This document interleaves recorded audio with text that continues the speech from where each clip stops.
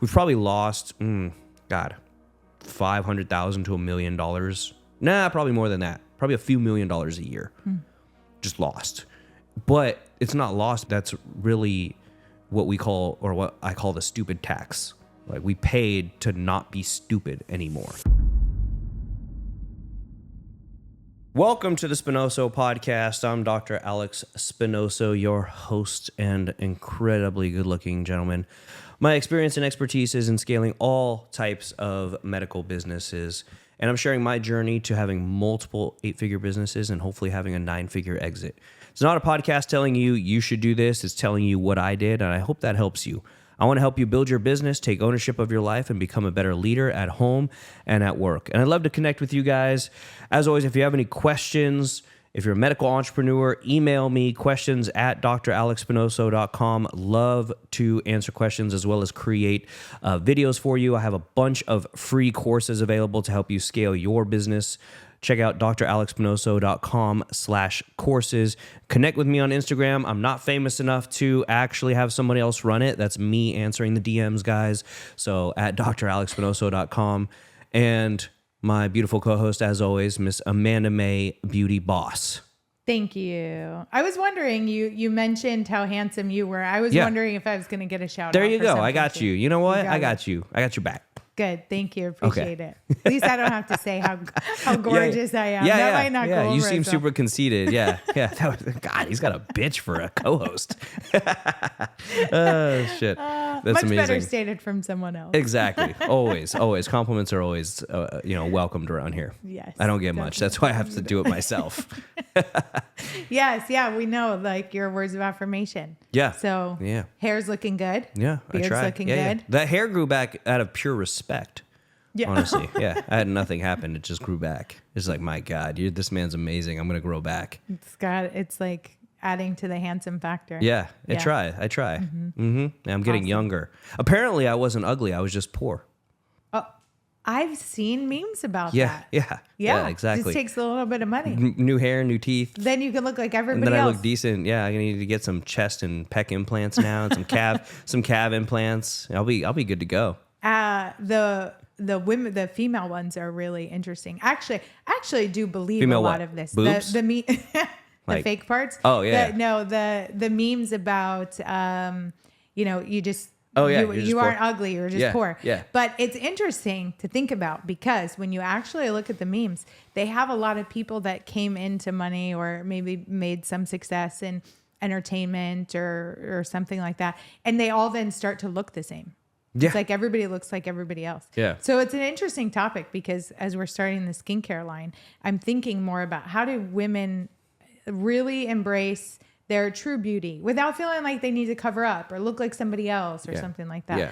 But anyway, that's a whole nother What's it going to be? Topic for that. Don't embrace that. You're ugly. Use our skincare line. It'll make you better. No. Yeah, don't embrace that. Embrace it. And embrace I like it it. and show your true skin. And, these things that have been deemed imperfect, like age spots or sunspots or wrinkles or whatever. It's like, those are all a part of history. And it's not that you can't look amazing at whatever age you are, but you don't necessarily need to look like everybody else to be beautiful either. Yeah. And speaking of the skincare company, we finally got a name for it, right? You finally got a name? Oh, I'm so excited about this. What is it? Can you tell us? Yes, of course. Status Skin Solutions. Oh, I like that. Yeah.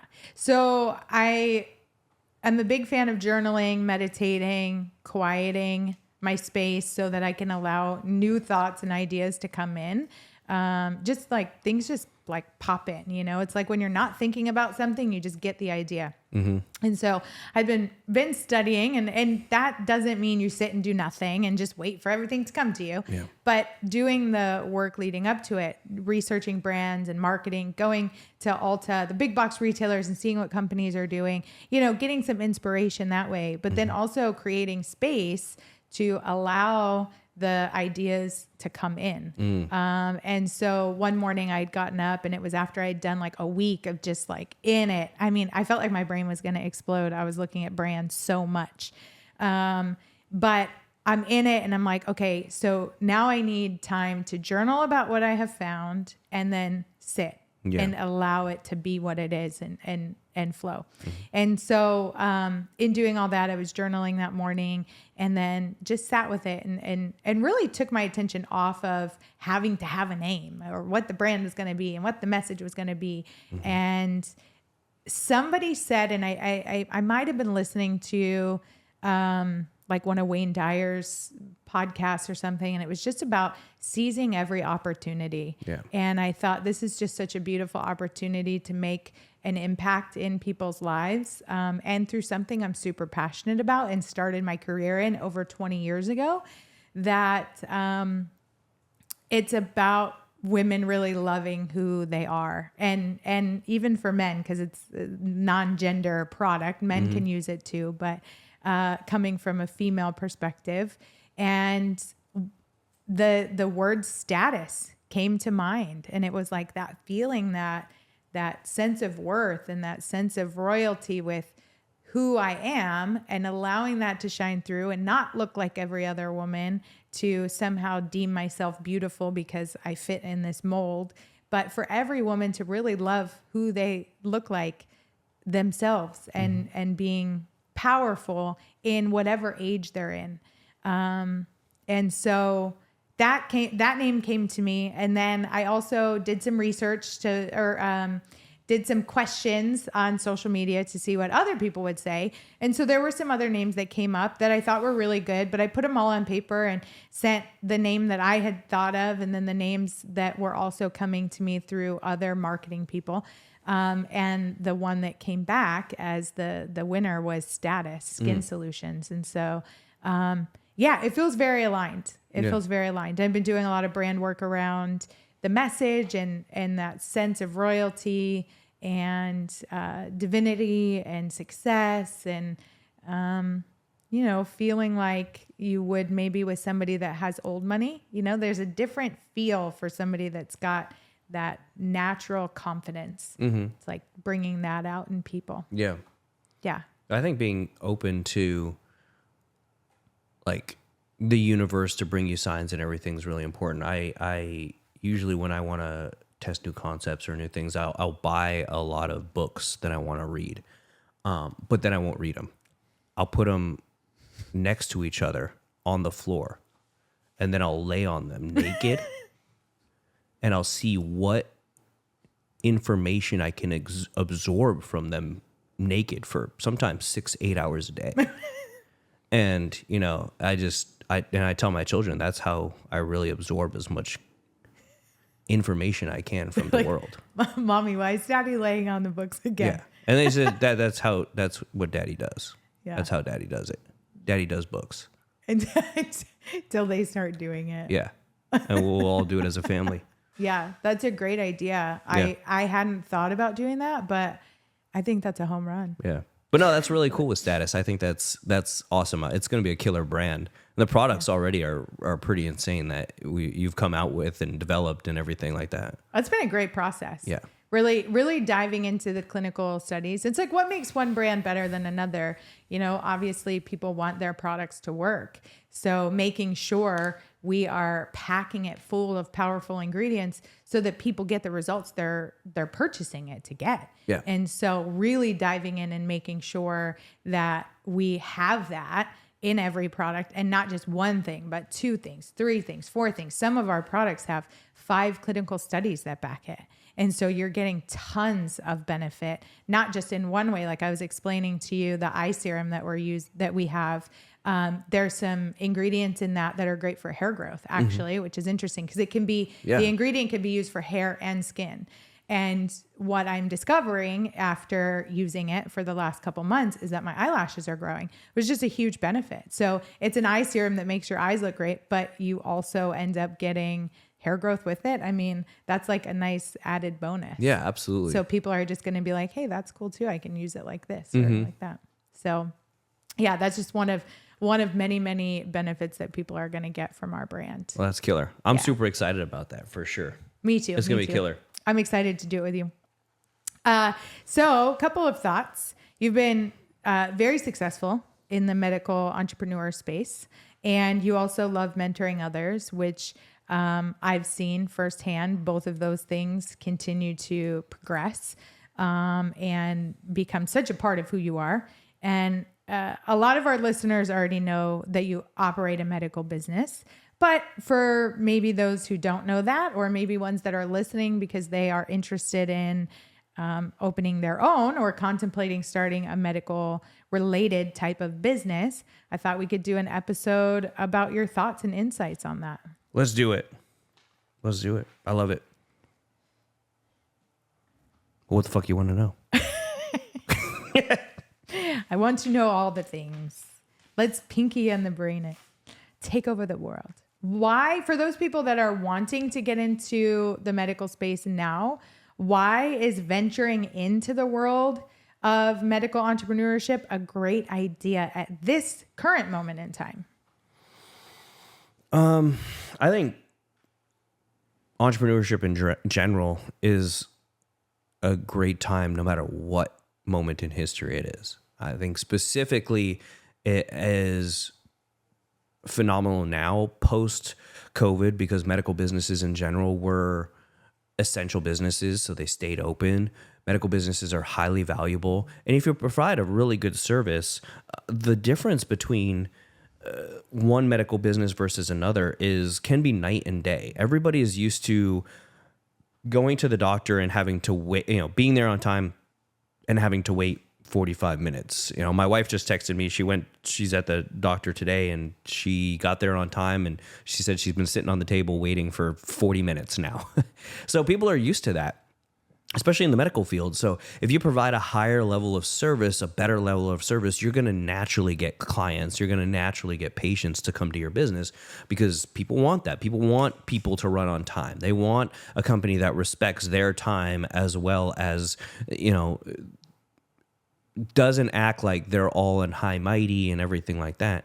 So being open to being an entrepreneur I think at any point is going to be important. And most medical people think, well, I'm not good at sales, or I'm not, I don't want to get into selling or things like that, or they're afraid to. And it's really humbling when you remind them, hey, you've been in sales your entire career. You have to sell that person to take their diabetic medication. You have to sell that person to take their blood pressure medication. You have to essentially sell them in everything that you're trying to do to improve their health and their lives with a pill, or do this or do that with their lifestyle changes. You're selling them consistently. The only difference between what you're doing in, let's say, the normal healthcare system and maybe your own business is you're probably helping people a lot more. You're probably helping stave off disease a lot more. You're probably helping people, improve their lives a lot more than you would be when they come to you and they're very sick and you have to try and piece them back together, or at least, give them a few more extra good years out of their lives. Is that you're doing a lot of great things being a medical entrepreneur, and you're controlling your own income. You're controlling your own life, and being a part of a business where you can do that is, I think, very important for people that no matter what, it's getting better and better and better to be an entrepreneur, but at the same time, it's harder and harder. It's not easy to be an entrepreneur by any means. It's even harder to be a medical entrepreneur. But that being said, you have I would say, bigger net to fall back on. There's some entrepreneurs that go out there and they've got nothing. They either have to make it or it's over. Opposite of that in the medical field, if you don't make it, or it fails, what's the worst that can happen? You walk into any hospital, any urgent care, any type of healthcare system and say, hey, I need a job. And they will almost give it to you freaking instantly. People are always looking for providers and, medical employees in general in our field. Across the country, there's a shortage, and there's always a shortage because there's always more hospitals and more people, but less and less licensed providers, MAs, nurse practitioners, et cetera. So you can walk back into anywhere and get a job as your fallback. And your fallback is still making, $100,000 a year as a provider. So might as well try it. Why not? Yeah, you don't have much to lose. Exactly. So then on the other hand, why would somebody who wants to get into the medical entrepreneurship space maybe want to think twice about that idea? Yeah. Because you already probably work 60 hours a week, if not 70 hours a week, and realize that being your own entrepreneur means you got to work as much, if not more than that, while at the same time, you got to run everything. You got to run your marketing and get people in. You got to be going door to door and convincing people to come see you. You have to be doing the bookkeeping and things like that at the beginning when you can't afford anybody and you've got zero money. You have to do that all yourself, or you and your partner have to do that all yourself. So if you're just going to think that you're going to partner with another nurse practitioner or another provider that's your equal and you guys equally know the same about business and healthcare, then that doesn't benefit you at all. You guys are equally fucked because you equally don't know how to run shit. Now, when I got into Genesis, Brent, my business partner, had clinics before. He's business only. He's not a medical provider. So I could fill that role and do that side and the culture side, and he could fill the role of the business growth and improvements and things like that. And the marketing, which he's really great at, and we complemented each other. So if you don't have anybody who can kind of help guide you, or you're not looking at my videos and things to help get that entrepreneur's idea in there and what that looks like, then you are going to fail because you're not reaching out there. But there's more videos than ever out there about how to build a medical business, how to be an entrepreneur, etc. So like I'm saying, you can go on YouTube nowadays and learn so many business principles and practices. And if you just write them all down and do them one by one, you can make one hell of an incredible business just by watching social media clips for fucking free. So it's not difficult in terms of the knowledge that's out there. It is difficult because you have to actually implement that knowledge. That's the hard part of it. And at the beginning, like, you're the one doing everything. 100%.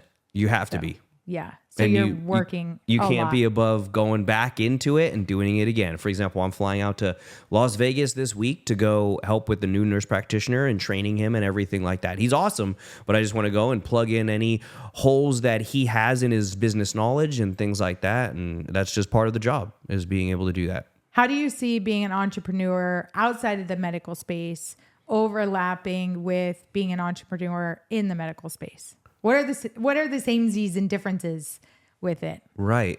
Well, the baseline of business in general is the same no matter what type of business you run in. As long as you're providing a phenomenal product.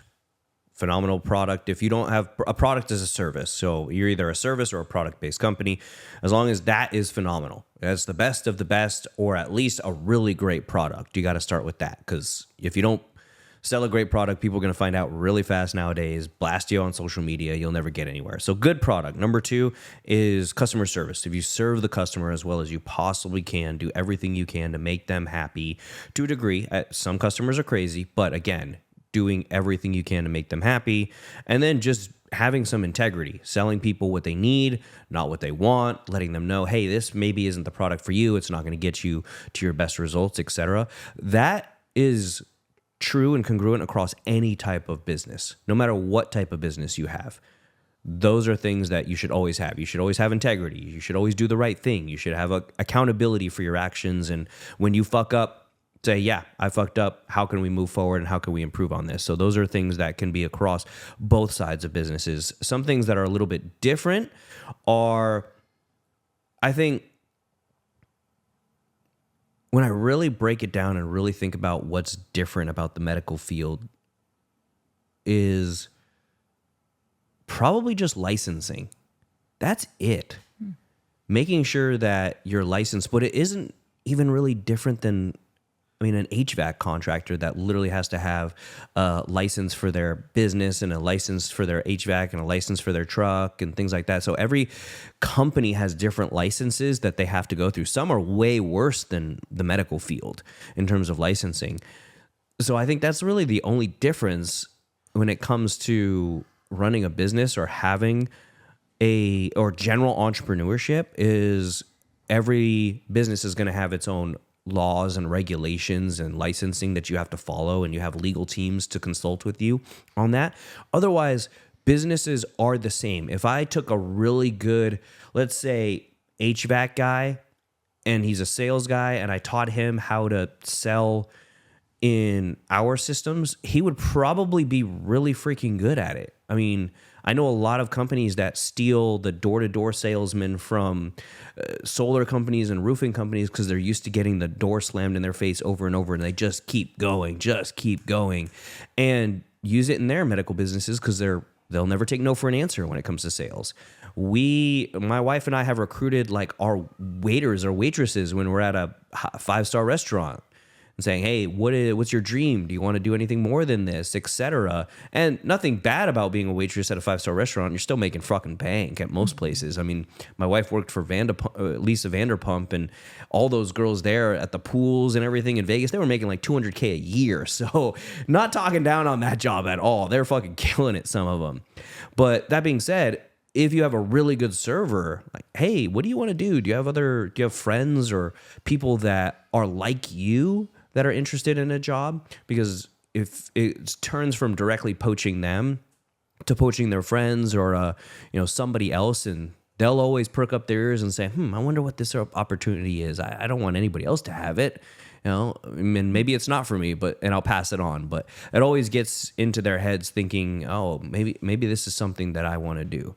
So consistently being recruiting and asking people to be a part of your business, entrepreneurship is the same. It's not different. I've never read a book written by a medical provider or anybody that's specifically in the medical space about business at all. I've read PhDs and doctors that have written about maybe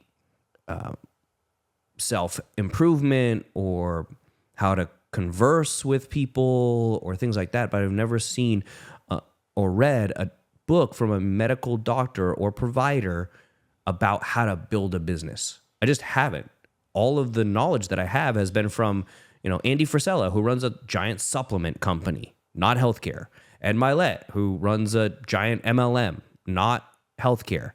Any of the books that I've read, Gino Wickman with Traction, or David Goggins, Can't Hurt Me, or Extreme Ownership, anything by Jocko Willink is good, or Tim Grover, any of his books.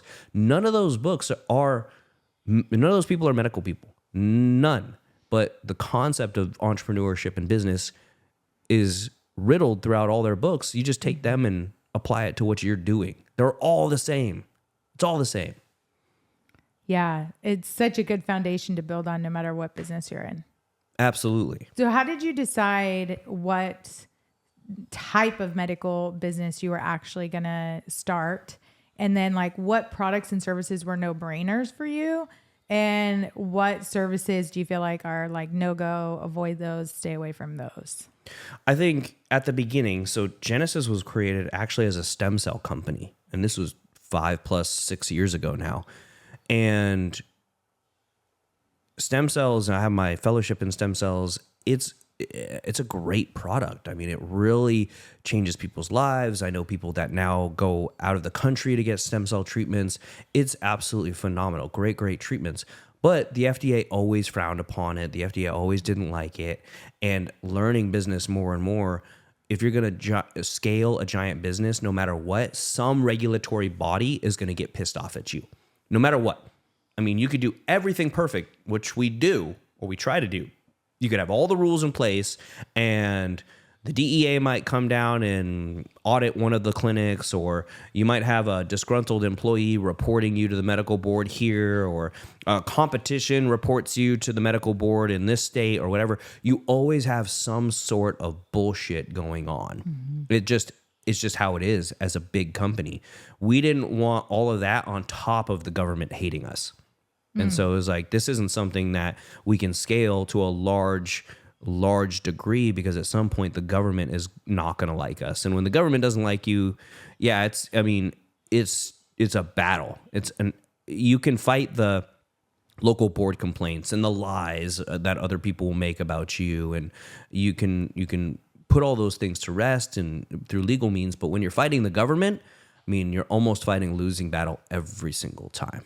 Yeah. So it wasn't worth it at that point to do the stem cells anymore. We quit after the first really year of business and had already been transitioning to hormone therapy, weight loss, Botox fillers, things that have been around for 20, 30 years that we know aren't challenged, aren't dipping into big pharma's pockets, anything like that, where we're gonna end up, wrapped in barbed wire from Pharmafia type shit.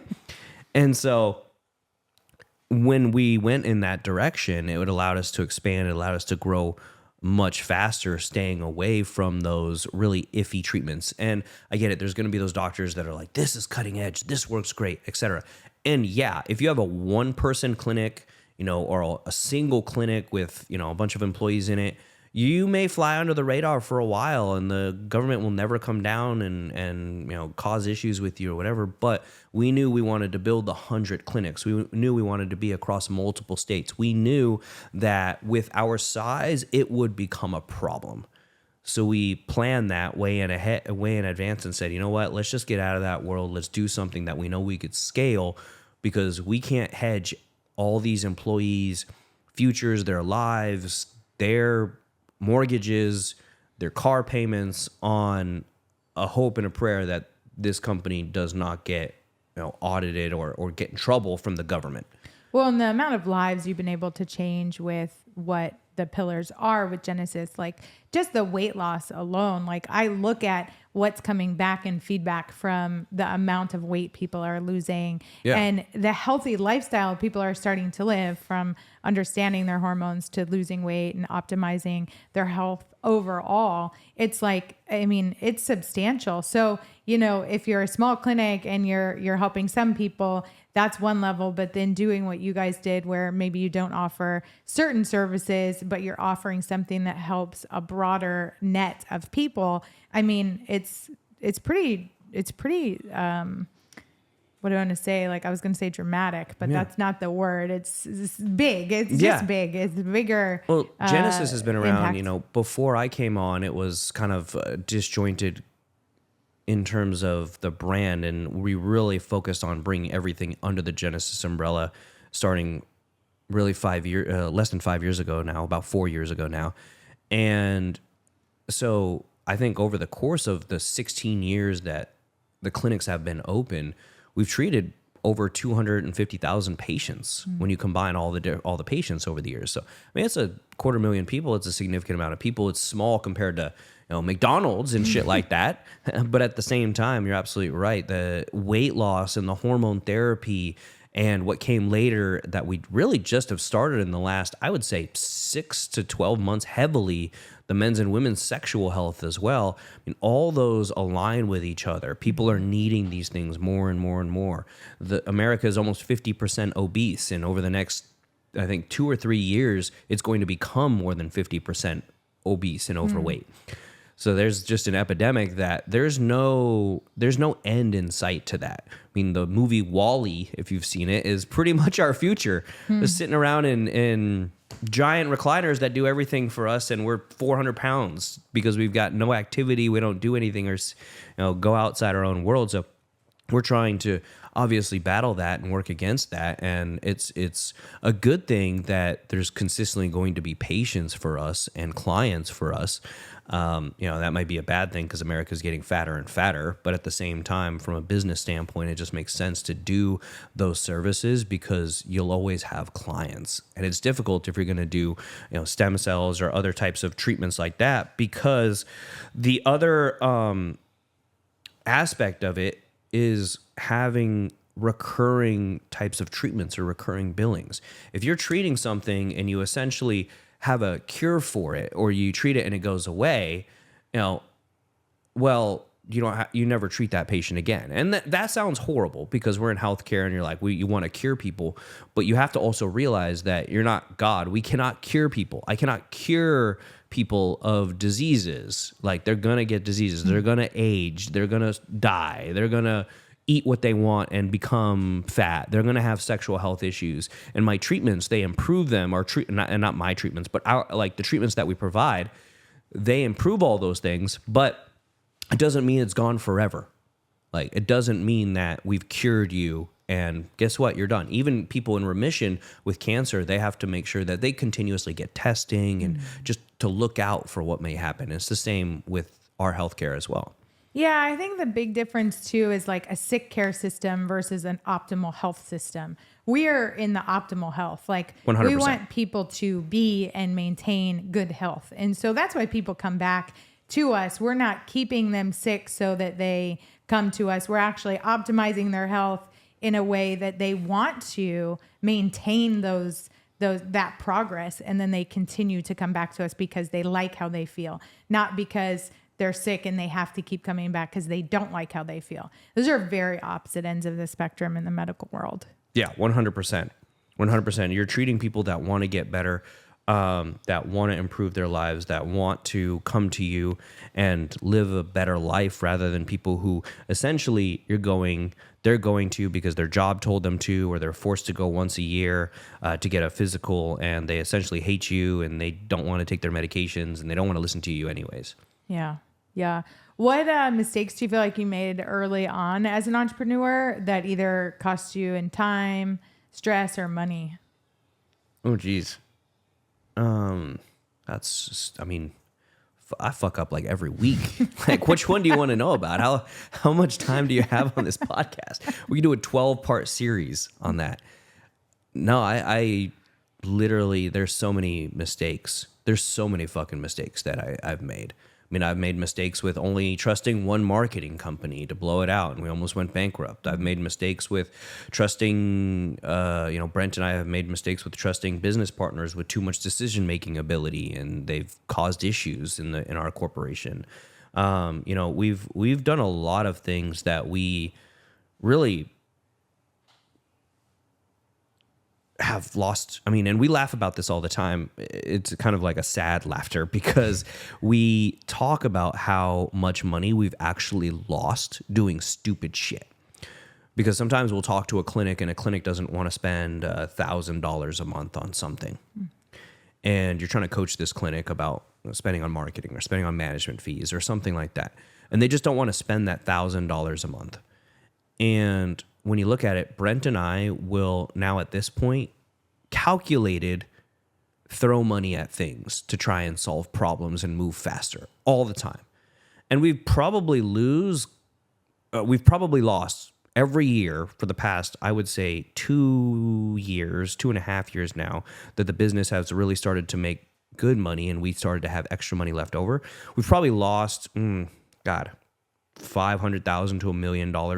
Nah, probably more than that. Probably a few $1 million a year. Just lost. But it's not lost because that's really what we call, or what I call, the stupid tax. Like, we paid to not be stupid anymore. So we paid, thought this was a good idea, and we learned the lesson. I'm not going to go pay for that thing again to learn that lesson again. I learned it once, and okay, I paid the dumb tax. Now I know exactly what that is going to look like, or what problem that's going to solve or not solve. We have to do it in a different way. So we're consistently trying to do things like that, and we still do it. I think Jeff Bezos said Amazon has like a 20% failure tax, they call it. So 20% of their income, they go towards failing or trying to implement things that they have there's a high risk of failing. And we're kind of the same way. We don't have that exact 20% number. We're not that big yet to make big failures like that.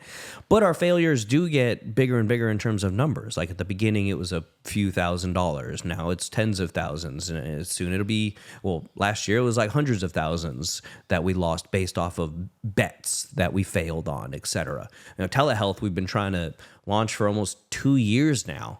And it's been failure after failure after failure. But every time we learn something different, implement something new. And this week we're actually launching our third iteration of our telehealth platform, kind of with everything that we learned and all the pieces that we put together. So paying the dumb tax is important and required in any type of business. And I think reading as much books and learning from as many people's mistakes as possible is extremely important if you're going to grow. It's just part of business. You have to realize that you are going to pay to fail sometimes. And that's just how it is. That's what entrepreneurship is. So then on the other side of that question, is there something that you've done intentionally or unintentionally that was like a badass move that, has been really, really great for you? Fucking no. Like, there isn't anything that we did by mistake that we're like, yeah, that's awesome. No, like nothing. I don't think you mistake your way into wins in business. I think there's no fucking way. You can mistake your way or fake your way in Instagram. You can fake your way on social media. You can rent a exotic car, but you can't really fake your way into something that's successful, that's truly successful in business, in the real world. You really can't, or you can't like mistake your way into it. There hasn't been a single thing that I can think of in the last 4.5 years since starting this, almost 5 years, August 1st, that we mistakenly thought, oh, that worked out awesome. Not a fucking thing. Because business doesn't fucking work like that, like at all. It just doesn't. You can't make money off fucking mistakes. You just can't. Like, and people might prove me wrong or whatever. But not in our world. Doesn't fucking happen. Like, everything has to be methodical. Everything has to be thought out. Everything has to be done, and you just have to do it.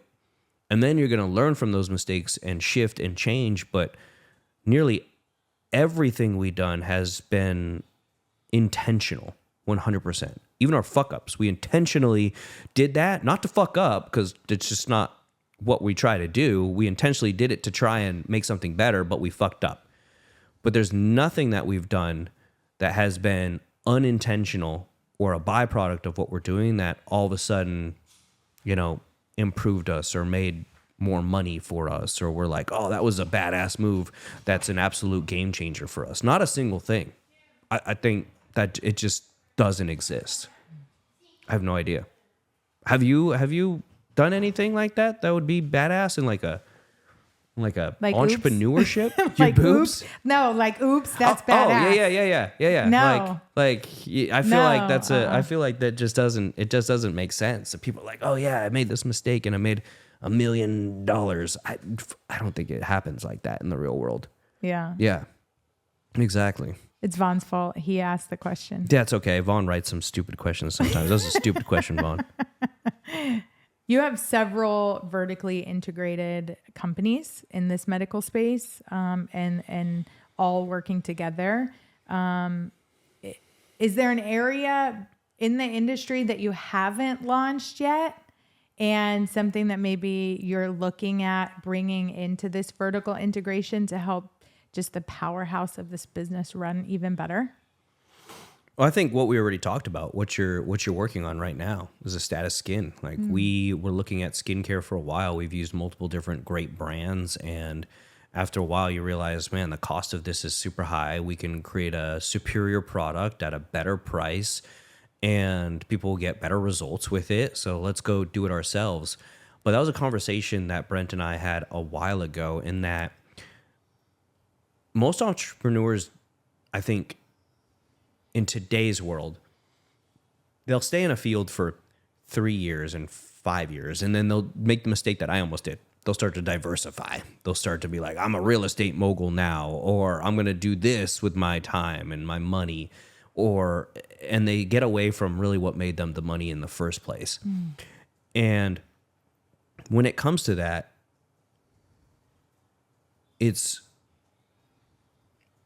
we've talked about that before, in that it doesn't make sense for us to go and do anything else than what we're doing right now, or pour more money, because this is what got us there, and there's no essential ceiling to where we're at.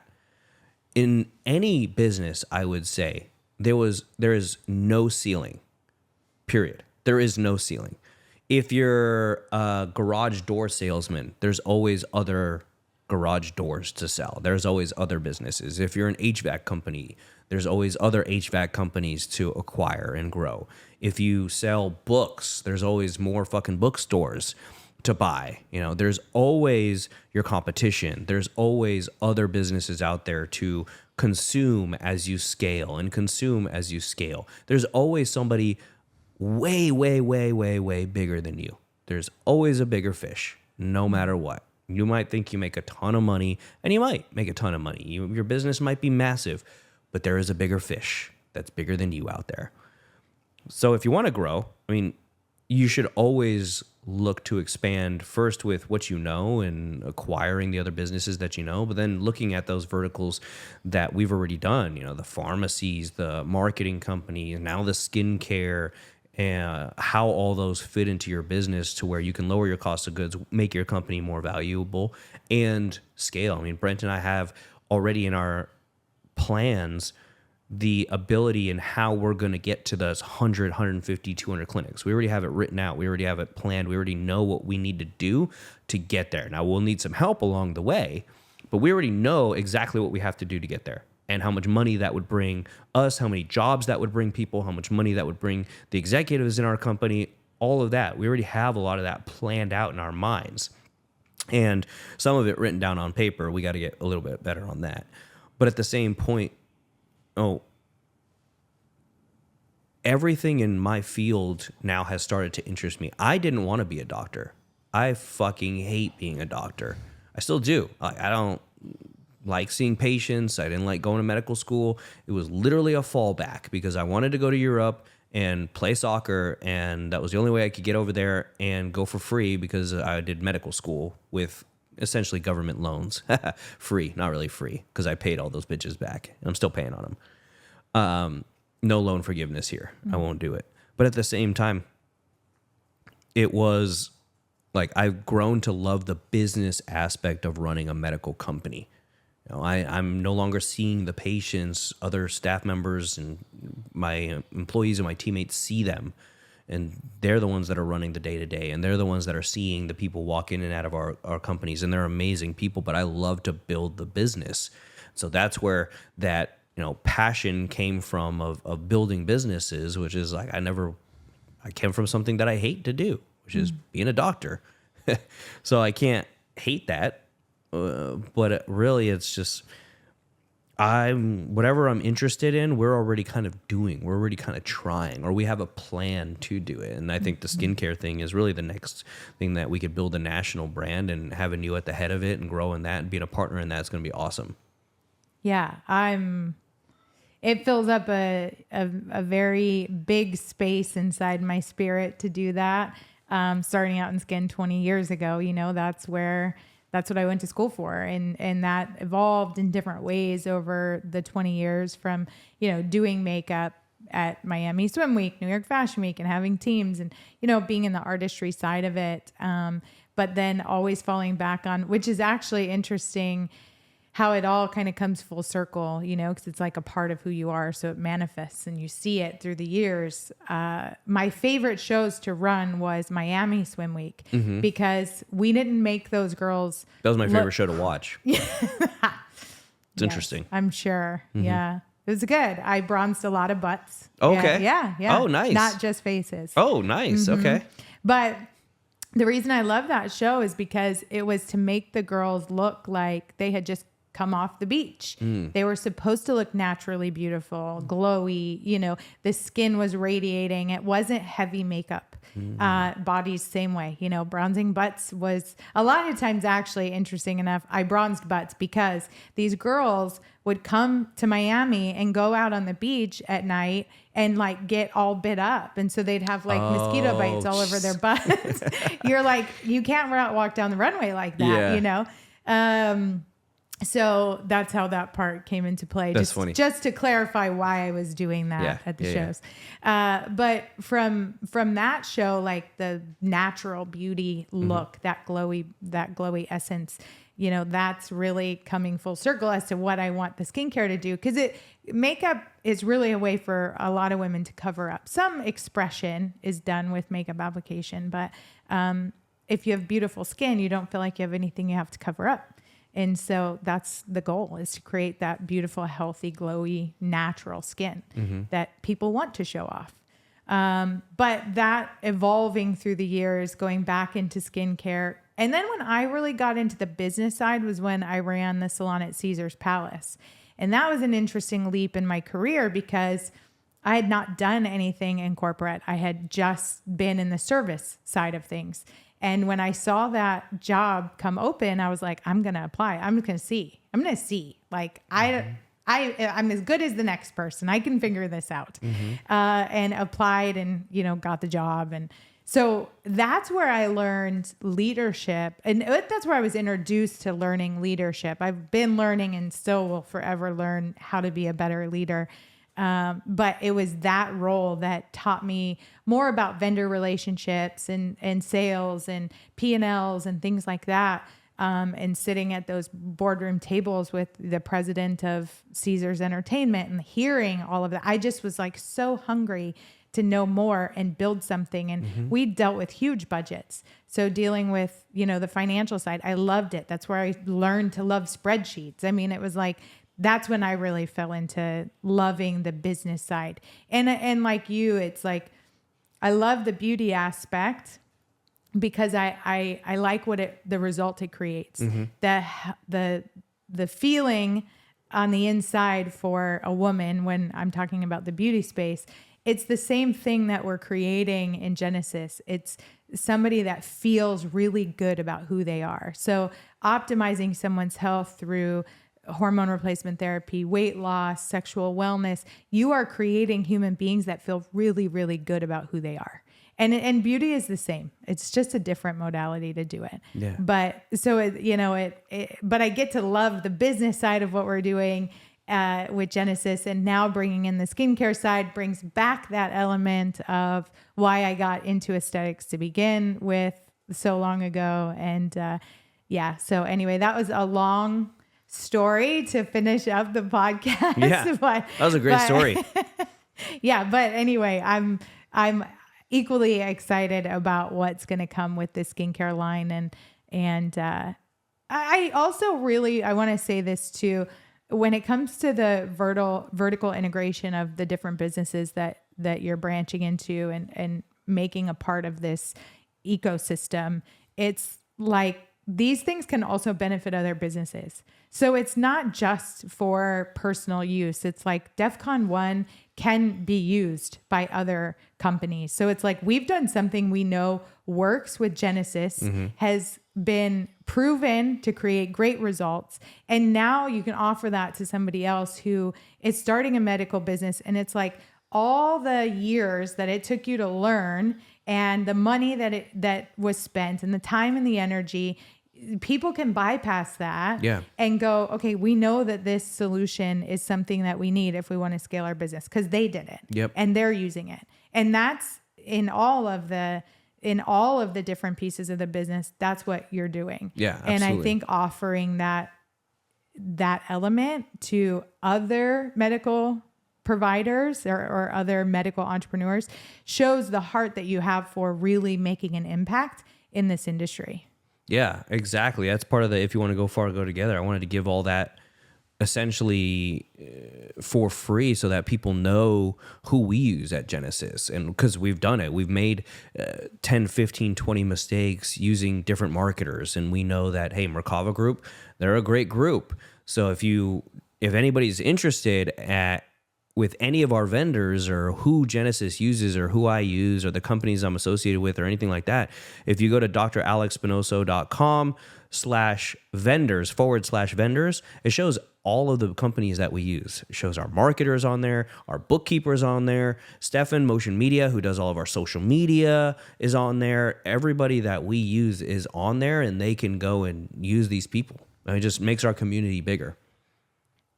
Rally the troops. Is that what it was? No, that was close enough though. Unite the clans. Yeah. Rally the troops. Yeah. That was totally off. Rally the troops. That was completely different. That was not close at all. No, you weren't listening at all the close. entire time. But yeah. It was good. It was essentially, I think it means the same thing. So you're good. Rally the troops. Rally the troops is my version. That's your version. Very good.